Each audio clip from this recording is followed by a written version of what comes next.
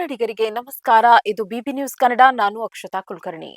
ಕುಂದಾಪುರದ ಕಡಲ ತೀರಗಳಿಗೆ ಅಳಿವಿನಂಚಿನಲ್ಲಿರುವ ಅಪರೂಪದ ಆಲಿವ್ ರಿಡ್ಲಿ ಆಮೆಗಳು ಮೊಟ್ಟೆ ಇಡಲು ಆಗಮಿಸ್ತಾ ಇದ್ದು, ಇವುಗಳ ಸಂರಕ್ಷಣೆಗಾಗಿ ಅರಣ್ಯ ಇಲಾಖೆ ಸಮಾರೋಪಾದಿಯಲ್ಲಿ ಸಿದ್ಧತೆಗಳನ್ನ ಮಾಡಿಕೊಳ್ತಾ ಇದೆ. ಜನವರಿ ಮತ್ತು ಫೆಬ್ರವರಿ ತಿಂಗಳ ಹುಣ್ಣಿಮೆಯ ಸಮಯದಲ್ಲಿ ಈ ಆಮೆಗಳು ಸಮುದ್ರದ ದಡಕ್ಕೆ ಬಂದು ಮರಳಿನಲ್ಲಿ ಗುಂಡಿ ತೋಡಿ 100ರಿಂದ 150 ಮೊಟ್ಟೆಗಳನ್ನ ಇಡುತ್ತವೆ. ಈ ಮೊಟ್ಟೆಗಳನ್ನ ನಾಯಿಗಳು ಹಾಗೂ ಇತರ ಪ್ರಾಣಿಗಳಿಂದ ರಕ್ಷಿಸಲು ಕೋಡಿ ಬೀಚ್ ಸೇರಿದಂತೆ ವಿವಿಧೆಡೆ ವಿಶೇಷ ಸುರಕ್ಷಿತ ಆವರಣಗಳನ್ನ ನಿರ್ಮಿಸಲಾಗಿದೆ. ಮಾನವ ಹಸ್ತಕ್ಷೇಪ ತಡೆಯಲು ಸಿಸಿಟಿವಿ ಕ್ಯಾಮೆರಾಗಳನ್ನ ಅಳವಡಿಸಲಾಗಿದ್ದು 24 ಗಂಟೆಯೂ ನಿಗಾ ಇರಿಸಲಾಗಿದೆ. ಇದು ನಿಜಕ್ಕೂ ಮೆಚ್ಚತಕ್ಕಂತಹ ವಿಚಾರವಾಗಿದೆ. ಆಮೆಗಳ ಸಂರಕ್ಷಣೆಯಲ್ಲಿ ಸ್ಥಳೀಯ ಮೀನುಗಾರರ ಪಾತ್ರ ಅತಿ ಮುಖ್ಯವಾಗಿದ್ದು, ಮೊಟ್ಟೆ ಇಡುವ ಸ್ಥಳಗಳನ್ನ ಗುರುತಿಸಿ ಮಾಹಿತಿ ನೀಡುವ ಮೀನುಗಾರರಿಗೆ ನೀಡಲಾಗ್ತಾ ಇದ್ದ ಪ್ರೋತ್ಸಾಹಧನವನ್ನ 2,000 ರೂಪಾಯಿಗಳಿಂದ 3,000 ರೂಪಾಯಿಗಳಿಗೆ ಏರಿಕೆ ಮಾಡಲಾಗಿದೆ. ಅರಣ್ಯ ಇಲಾಖೆಯೊಂದಿಗೆ reef watch, marine conservation, NSS ಸ್ವಯಂ ಸೇವಕರು ಮತ್ತು ಸ್ಥಳೀಯ ನಿವಾಸಿಗಳು ಈ ಕಾರ್ಯದಲ್ಲಿ ಕೈಜೋಡಿಸಿದ್ದಾರೆ. ಜೆಲ್ಲಿ ಮೀನುಗಳನ್ನ ತಿನ್ನುವ ಮೂಲಕ ಕಡಲ ಪರಿಸರ ಸಮತೋಲನ ಕಾಯ್ದುಕೊಳ್ಳುವ ಆಲಿವ್ ರಿಡ್ಲಿ ಆಮೆಗಳು ಪರೋಕ್ಷವಾಗಿ ಮೀನುಗಾರಿಕಾ ವಲಯಕ್ಕೂ ಸಹಕಾರಿಯಾಗಿವೆ ಎಂಬ ಬಗ್ಗೆ ಜಾಗೃತಿ ಮೂಡಿಸಲಾಗ್ತಾ ಇದೆ. ಮರಳುಗುಂಡಿಯಲ್ಲಿಟ್ಟ ಮೊಟ್ಟೆಗಳು ಸುಮಾರು 50 ದಿನಗಳ ಕಾವು ನೀಡಿದ ನಂತರ ಮರಿಗಳಾಗಿ ಹೊರಬರುತ್ತವೆ. ಈ ಪುಟ್ಟ ಮರಿಗಳು ತಾವಾಗಿಯೇ ಅರಬ್ಬಿ ಸಮುದ್ರದತ್ತ ಸಾಗಿ ನೀರು ಸೇರೋವರೆಗೂ ಅರಣ್ಯ ಇಲಾಖೆಯ ಸಿಬ್ಬಂದಿ ಮತ್ತು ಬೀಚ್ ವೀಕ್ಷಕರು ಕಾವಲು ಕಾಯಲಿದ್ದಾರೆ.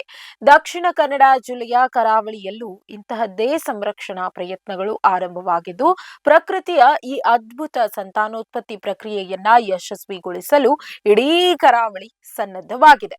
ಜಗತ್ತಿನ ಅತಿ ಸಣ್ಣ ಮತ್ತು ಅತಿ ಹೆಚ್ಚು ಸಂಖ್ಯೆಯಲ್ಲಿ ಕಂಡುಬರುವ ಸಮುದ್ರ ಆಮೆಗಳಲ್ಲಿ ಆಲಿವ್ ರಿಡ್ಲಿ ಪ್ರಮುಖವಾದವು. ಇವುಗಳ ಹೆಸರೇ ಸೂಚಿಸುವಂತೆ ಇವುಗಳ ಚಿಪ್ಪು ಆಲಿವ್ ಹಸಿರು ಬಣ್ಣದ್ದಾಗಿದ್ದು ಹೃದಯದ ಆಕಾರದಲ್ಲಿರುತ್ತದೆ.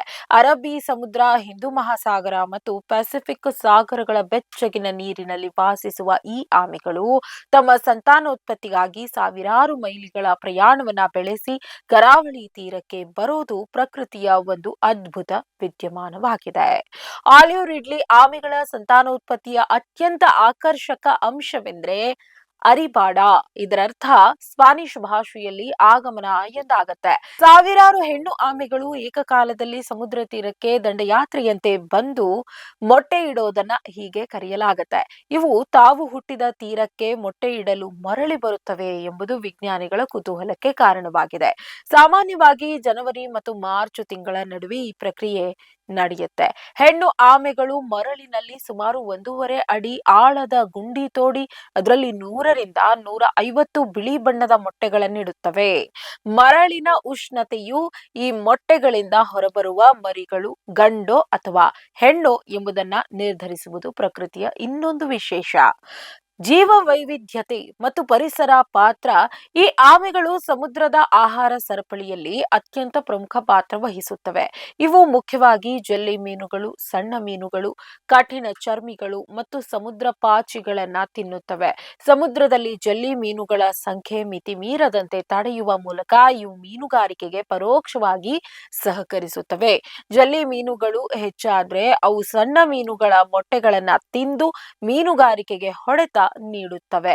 ಇವುಗಳ ಮೊಟ್ಟೆಗಳು ಮತ್ತು ಪ್ರಾಣಿಗಳಿಗೆ ಆಹಾರವಾಗುವ ಮೂಲಕ ಪರಿಸರ ವ್ಯವಸ್ಥೆಯ ಸಮತೋಲನವನ್ನ ಕಾಯುತ್ತವೆ. ಪ್ರಸ್ತುತ ಆಲಿವ್ ರಿಡ್ಲಿ ಆಮೆಗಳು ಅಳಿವಿನಂಚಿನಲ್ಲಿರುವ ಜೀವಿಗಳ ಪಟ್ಟಿಯಲ್ಲಿವೆ. ಸಮುದ್ರ ತೀರದ ಪ್ರವಾಸೋದ್ಯಮ, ಅತಿಯಾದ ವಿದ್ಯುತ್ ದೀಪಗಳ ಬಳಕೆಯಿಂದ ದೀಪದ ಬೆಳಕಿಗೆ ಮರಿಗಳು ದಿಕ್ಕು ತಪ್ಪುವುದು, ನಾಯಿಗಳ ಕಾಟ ಮತ್ತು ಮೀನುಗಾರಿಕೆ ಬಲೆಗಳಲ್ಲಿ ಸಿಲುಕಿಕೊಳ್ಳುವುದು ಇವುಗಳ ಸಾವಿಗೆ ಪ್ರಮುಖ ಕಾರಣವಾಗಿವೆ. ಕರ್ನಾಟಕದ ಕುಂದಾಪುರ, ಕಾರವಾರ ಹಾಗೂ ಒಡಿಶಾದ ಗಹಿರ್ಮಥಾ ತೀರಗಳಲ್ಲಿ ಇವುಗಳ ಸಂರಕ್ಷಣೆಗಾಗಿ ವಿಶೇಷ ಕಾಳಜಿ ವಹಿಸಲಾಗ್ತಾ ಇದೆ. ಪರಿಸರ ಪ್ರೇಮಿಗಳು ಮತ್ತು ಅರಣ್ಯ ಇಲಾಖೆಯ ಜಂಟಿ ಪ್ರಯತ್ನದಿಂದಾಗಿ ಇಂದು ಅನೇಕ ಮೊಟ್ಟೆಗಳು ಯಶಸ್ವಿಯಾಗಿ ಮರಿಗಳಾಗಿ ಸಮುದ್ರ ಸೇರ್ತಾ ಇವೆ.